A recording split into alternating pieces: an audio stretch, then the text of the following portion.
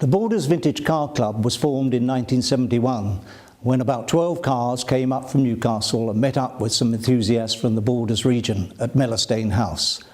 They had such a good time and it was such a good event that they decided to form a club.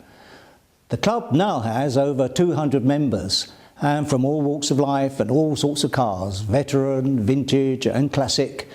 And we have various events throughout the year, but one of the big things that we do every single year is to organise an historic motoring extravaganza. This took place at Mellestane House for over 30 years, but as it grew and grew, we ran out of space there and we had to move to Thurleston Castle, which gave us a lot more space. The club realised last year that with the event getting more and more expensive to run, we needed to attract more outside visitors to the event. But it was the families and people from outside the region, from Edinburgh, etc., that we wanted to attract. We wanted to make it a family-friendly show. So we went to a Borders Council event evening and we met Fruitful, who set up a campaign for us to change the image into this friendly family show.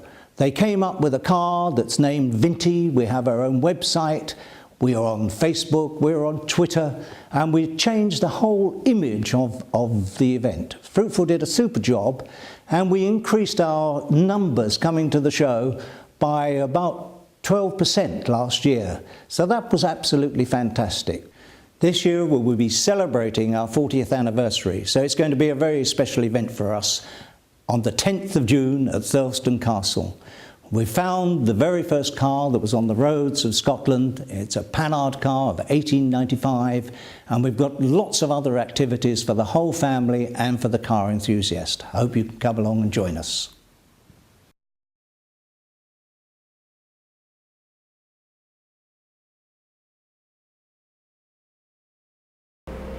Welcome to the County Hotel in Selkirk. Together with my partner, we've owned the county for 8 years. When we took over the county, it was a fairly run-down business. Through the years, we have totally re-engineered the business. We have 3 modern restaurants. The bedroom side is mainly throughout the week focused on corporate business, and through the weekends on leisure business. As a response to the current economic downturn, we decided that a stronger and more strategic approach to marketing and PR was needed. We therefore decided to link with Bright Light Marketing, who has helped us to develop the ideas and to develop a strategic marketing plan. They have supported us in rebranding the hotel. They developed 3 straplines that we use in everything we do. The first and main one is the county is the central place to meet. It's time to focusing on the various things you can do at the county, and just right for every occasion throughout the day, showing the variety of things we do. As part of the campaign, we have also initiated several events, not only of importance for ourselves, but also for Selkirk and the Borders, such as Scottish Border Junior Chef Challenge, which in 2011 was a pilot project, but this year will run across the Scottish borders.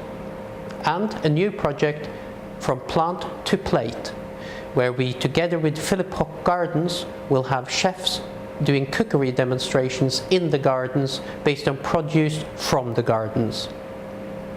We feel marketing and PR is not only about focusing on ourselves and our products, but as important on Selkirk and the surrounding area.